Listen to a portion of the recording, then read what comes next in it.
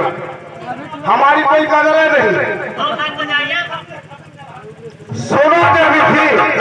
बाबू साहब आप बताइए ना, मैं आपसे पूछना चाहता हूँ, क्या मेरे बातों का जवाब सही सही दोगी? क्या बात है? तो पूछ के देखिए ना, क्या तुम बताओगे ना? अरे क्यों नहीं बताऊंगी? और सुनो, मैं आपसे कुछ कहना चाहता हूँ।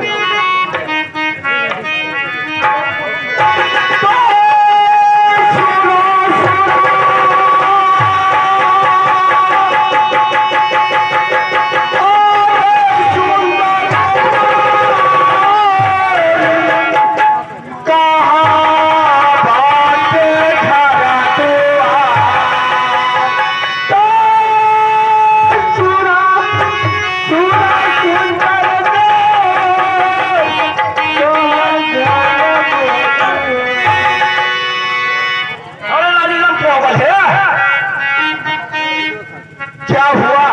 एकदम पोगल है, कहाँ है? क्या हुआ? तो आप पीछे थे, घर जुआ है? जी घर जुआ अपने घर जुआ है। कौन सा हरा दे दे? तुझसे कौन पूछ रहा है? तू साले काट डालू हरा। अच्छा सुनो, क्या बात है आप बताइए।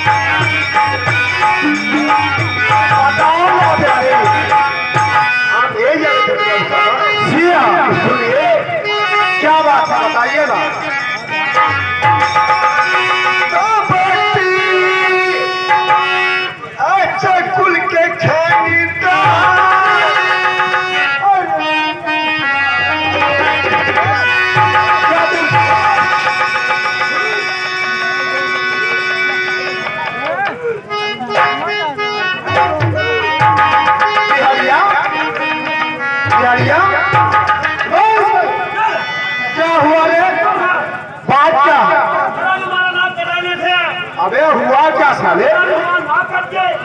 क्या बात हो गया साले तेरी? क्या बात है रे?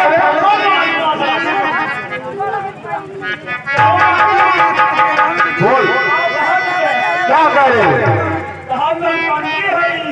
कंडी साले ऊपरी बात आप तुम्हारा चाहते रंडी बेस्या जिसे कहते हैं। बेचारे भर्ती हो बेस्या का मतलब जो नाच गाना मुजरा करते हैं। अच्छा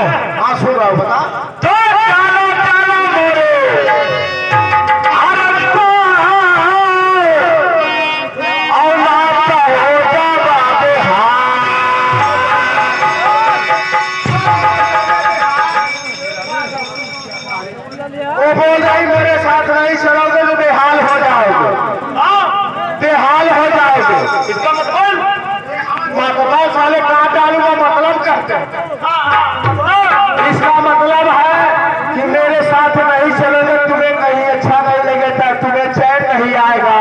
क्या हुआ? आप तक सर्वहम साइकिल और मोटरसाइकिल चैन जाना रहे। अच्छा कहिए सर्वहिमन चैन लादेगा। अरे साले उसमें चैन नहीं होगा, तू 1 मिनट कहीं जीवित नहीं रह सकता रे। हमस के मारे मर जाएगा। अच्छे जब एक दूसरे से प्रेम हो जाता है ना, अच्छे दिल लग जाता है, एक दूसरे को अगर कहीं अच्छा नहीं लगेगा, तुझे खाना नहीं अच्छा लगेगा, पानी अच्छा नहीं लगेगा, कहीं कोई बात अच्छी नहीं लगेगी, कोई समाज नहीं अच्छी लगेगी। अच्छा ये बात क्या बात है? यह बहुत शोर हो गया। हम जाते तक भी बर्दाश्त तब कर तब तक तू अपन समझे।